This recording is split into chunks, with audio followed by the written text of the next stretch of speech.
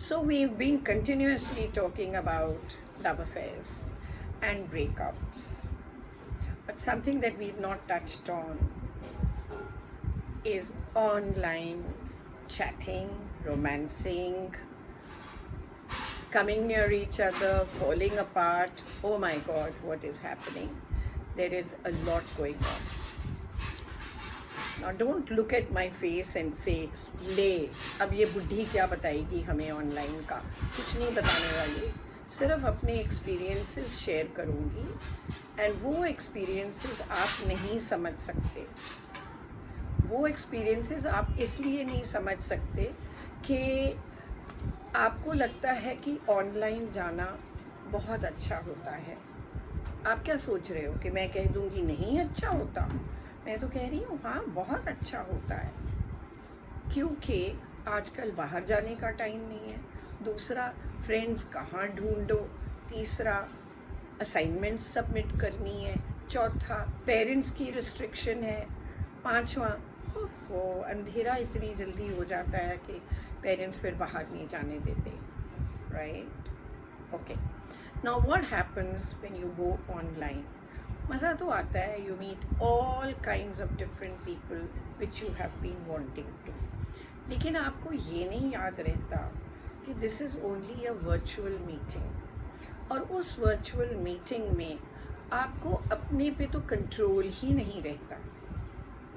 क्यों नहीं रहता? मैं ब्लेम नहीं कर रही, ना मैं आपको अच्छा ना मैं आपको बुरा कह रही हूँ। मैं अंडरस्टैंड करती हूँ, because love is the force of life. Love is life. बहुत पहले एक साइकोलॉजिस्ट थे जो न्यूरोलॉजिस्ट थे और फिर साइकोलॉजी में आए। उन्होंने कहा, लव इज़ इंस्टिंक्चुअल, दूसरा लव इज़ लाइफ लाइन।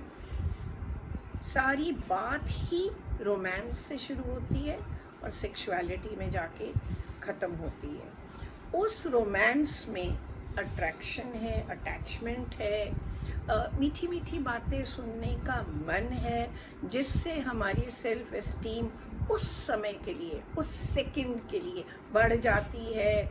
और जब बात ख़त्म होती है तो हम गुनगुनाते हैं, हम स्माइल करते सो जाते हैं। लेकिन उस बहाव में एक डेंजर भी आता है।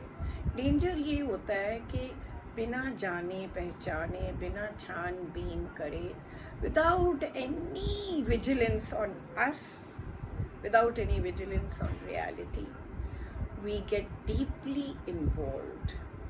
उसमें अब आप कुछ मुझे कहो या मैं आपको कहूँ, इसमें बुरा मनाने की कोई बात नहीं है। I know lots and lots of girls who come to me ultimately for counseling. You know, doctor उसने मुझे कहा कि मुझे अपनी एक पिक भेज। मैंने भेज दी। उसने मुझे कहा ये कपड़े नहीं अच्छे, कोई और कपड़े पहन के भेज। तो और छोटे हो गए और छोटे हो गए और फिर अल्टीमेटली उतर ही गए। उतर गए तो उस लड़के ने लड़की से कहा, मुझे मिल नहीं तो मैं फेसबुक पे डाल दूँगा ये पिक्चर्स, नहीं तो मैं टिंडर में और शो ऑफ़ करूँगा, नहीं तो मैं इंस्टा पे शो ऑफ़ करूँगा, और जाने और कहाँ कहाँ वो शो ऑफ़ करेगा। अब आप डर गए। क्यों डरे? डर लगता है, फिर उतारे क्यों? और डर किस से लगता है? फ्रेंड से नहीं लगता, सिर्फ अपने मम्मी पापा से लगता है। क्योंकि अननोइंगली एंड नोइंगली आप ये जानते हैं कि उनकी मोरालिटी के जो स्टैंडर्ड्स हैं और आपकी मोरालिटी के जो स्टैंडर्ड्स हैं उनमें बहुत फ़र्क है ना? जैसे कि आप जब किसी के साथ हुकअप करते हो तो फिर आप एकदम उठ के कह देते हो, सो व्हाट, इसमें क्या है mummy, stop being so narrow minded, right? आपको पता नहीं है लोग क्या क्या करते हैं, मैं तो बहुत शरीफ हूँ, देखो ना।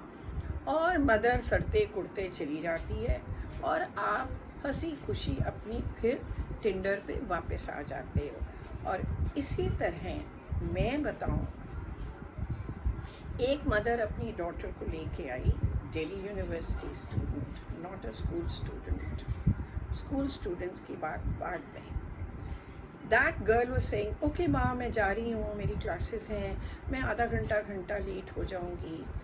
ऐसे ही मदर ने नोट किया कि उसके बैग में से एक गोटे वाला लाल कपड़ा थोड़ा सा बाहर गिरा हुआ था।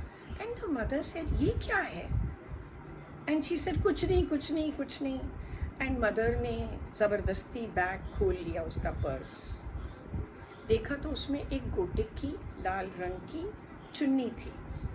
तो मदर ने कहा कहाँ जा रहे हो, आज तो तुम्हारा कोई प्ले नहीं है, कुछ नहीं है।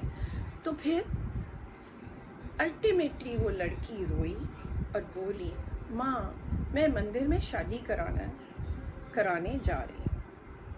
और मदर लगी रोने, उसने मारा लड़की को, उसने कहा कौन सा लड़का है, हमें मिलवा, हम मना नहीं करेंगे, हमें बता तो सही कौन है। अल्टीमेटली वो मदर साथ चली गई, फादर को इन्वॉल्व नहीं किया और शादी रोक दी।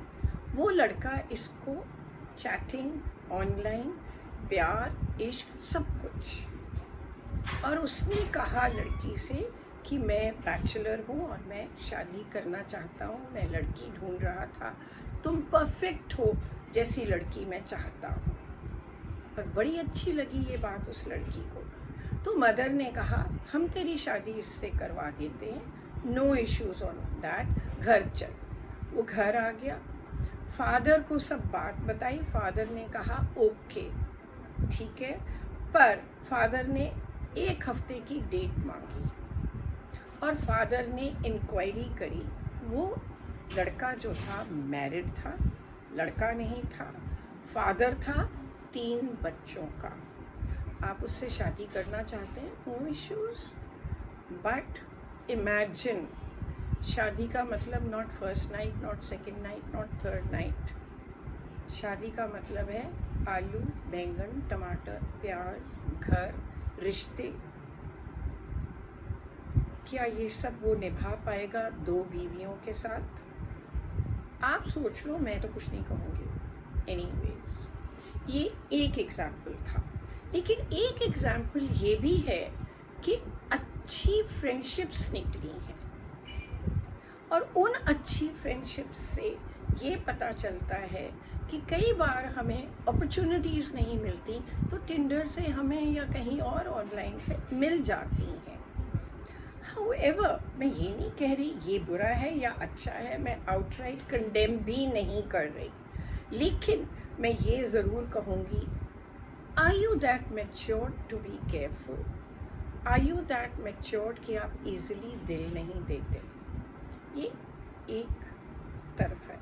दूसरी तरफ ऐसे भी ऑडियंस, क्लाइंट्स, टेलीफोन करने वाले, फ़ोन कॉल्स मुझे आती हैं जहाँ कहते हैं I am very happy, why can't I have a one night stand, why do I have to be loyal and get hustled, do you know this language, hustled for the rest of my life.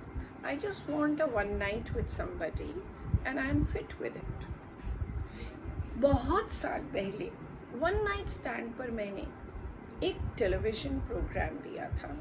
तो एक लड़की बहुत favour में थी one night stand के, पर वो camera की तरफ पीठ करके with her back on the camera बोल रही थी what's wrong in a one night stand, and I said nothing.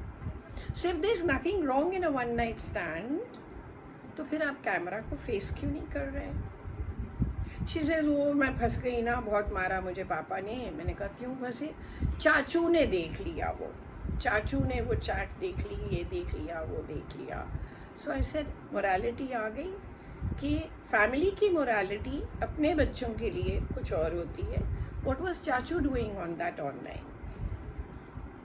जब अपने बच्चों पे बात होती है तो स्टैंडर्ड्स डिफरेंट होते हैं। And let me tell you the same thing, अगर आपके पेरेंट्स ऐसा करें तो आपकी भी स्टैंड बड़ी डिफरेंट होगी, आपकी ओपिनियन बहुत डिफरेंट होगी। How can my father do this, how can my mother do that? But you forget, हम सब ह्यूमन बीइंग्स हैं, हमारी नीड्स हैं, हमारी फ्रस्ट्रेशंस हैं, हमारी आइडियोलॉजी है, हमारी फ़िलॉसफी है, हमारा वे ऑफ लाइफ है, वे ऑफ थिंकिंग है। जैसे एक इंजीनियर मेरे पास है काउंसलिंग के लिए, और वो NRI है, US में रहता है, रोज़ रात को नाइट क्लब में न्यूड डांस करता है और कहता है what's wrong in it, I feel like doing it so I do it. और इंडिया आता है तो इस तरह की कंपनी ढूंढता है और अफसोस कि उसे मिलती नहीं है। Why? Again cultural differences, cultural sanctions, norms society के डिफरेंट हैं। आज मैं ये सब क्यों बता रही हूँ? मैं ये बता रही हूँ ऑनलाइन फ्रेंडशिप्स, ऑनलाइन रिश्ते, टिंडर, हम बदनाम भी हो सकते हैं पर हम अच्छी तरह भी निभा सकते हैं, प्रोवाइडेड हम बैलेंस रखें और हम अपनी इमोशनल जो नीड्स हैं हमारी उसको थोड़ा कंट्रोल में रखें। फॉर एग्ज़ाम्पल, एक लड़का मुझे कहता है आंटी आपको क्या पता मैं कितना लोनली हूँ। कहा ओके, तुम्हारी गर्लफ्रेंड्स हैं? हाँ हैं, लेकिन ये जो लॉकडाउन हुआ मैं कहीं आ जा नहीं सकता। तो क्या हुआ अगर मैंने कहीं ऑनलाइन चैटिंग कर ली तो मेरा दिल तो बहल गया ना। अब क्या हुआ, दिल बहलाते बहलाते एक लड़की बहुत प्यारी है, मुझे बहुत अच्छी लगती है, जैसे ही लॉकडाउन ख़त्म होगा मैं उसको मिलने जाऊंगा। और मैंने कहा तुम्हारी गर्लफ्रेंड क्या करेगी? मुझे नहीं पता, मैं अभी उसको दिल देने थोड़ी जा रहा हूँ, सिर्फ मुझे थोड़ी सी अट्रैक्शन हुई है, मैं क्यों ना उसे ट्राई करूँ। ट्राई करना, सब कुछ ट्राई करना, लेकिन बैलेंस बना के रखना। ठीक है? Take care, bye.